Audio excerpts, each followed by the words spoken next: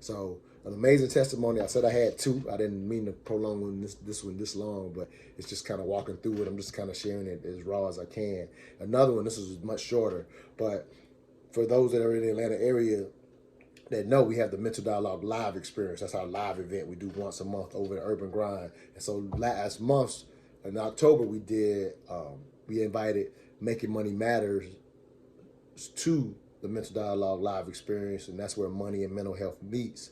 And so we were having a discussion about money and mental health. And so this one sister I had been inviting to the live experience. She had been to one of my other networking events, but never been to the live experience.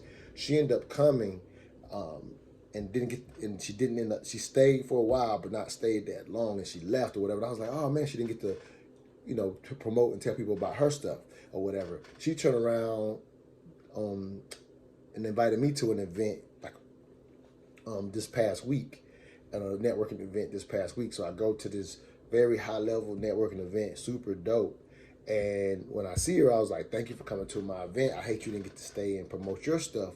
And she goes, well, to be honest with you, the stuff y'all were talking about, and one of the things we had talked about was if you're learning to invest, like considering like CDs, if you know what a CD is at a bank, is, and I'm going to do details here, but they at the event they were talking about how to use CDs, how to stagger them so they don't mature all at the same time, just to give them a small example. And so when I run into her and says, I hate you didn't get to stay, she was like, to be honest, I was so excited by the information that I left because I wanted to research how to do my finances like y'all were talking about at the event.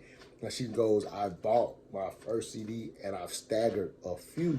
She literally took the information she got at the live experience and had to leave out of excitement to go research it and actually implement the action in her own life to improve her finances.